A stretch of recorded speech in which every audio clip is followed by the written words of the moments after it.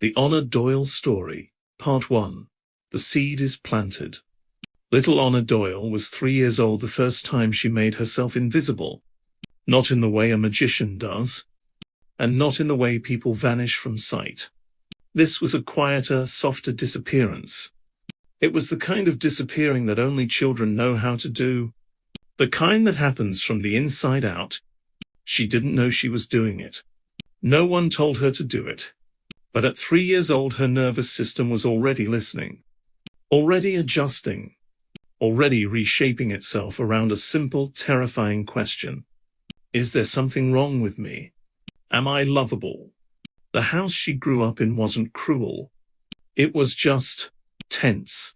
Her mother smiled when people were around but fell into silence when the door closed. Her father wasn't loud, but he was distant. And when he wasn't distant, he was sharp. Not cruel. She watched everything. The way her mom's hand lingered on her forehead when she had a fever, but not when she was well. The way her dad's eyes lit up for her baby brother, but not when she brought home a drawing from nursery school. The way the grown-ups always looked tired and sad, and the way their tiredness made her feel like a burden, always in the way. Then at 6 years old, during another quiet dinner where no one really spoke, Honor spilled her glass of milk, a little wave of white pushing toward her father's plate. He didn't yell. His jaw tightened, struggling to maintain a certain tone of control.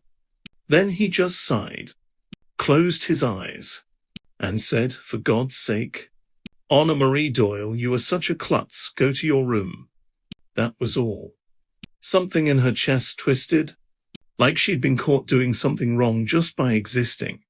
She flushed with embarrassment and frustration with herself. She did not look at her father.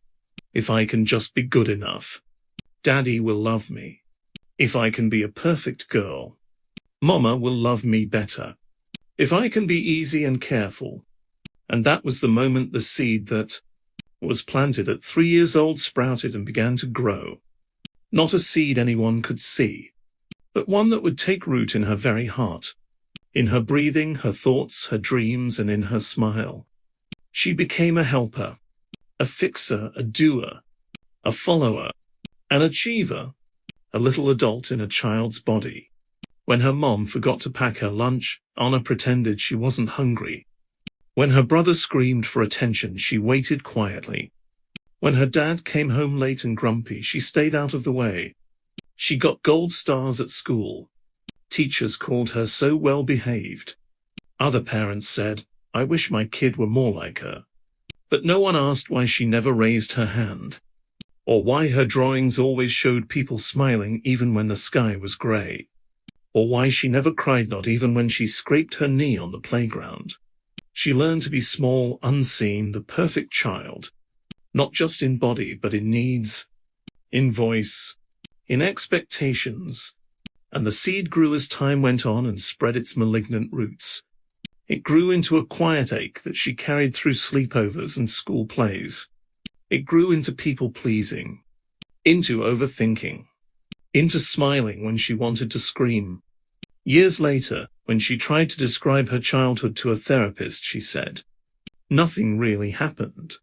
But it was like I was always bracing for something."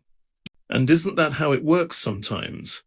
Not all trauma is loud. Not all wounds bleed. Some just settle in like dust, quiet, constant, and invisible.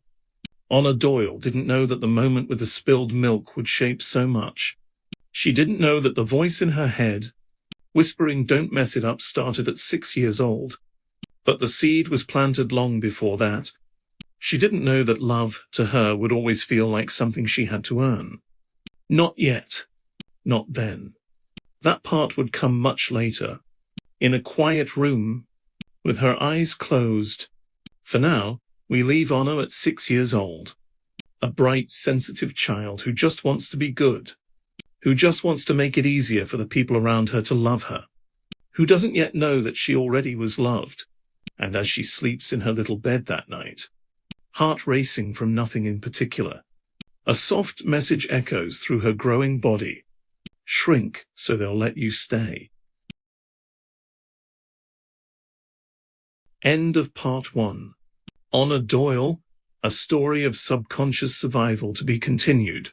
This is a fictional story created to illustrate the emotional landscape of childhood and the silent questions we carry into adulthood. It is not based on any one person or client. Thank you for watching. Please like, comment, share, and subscribe.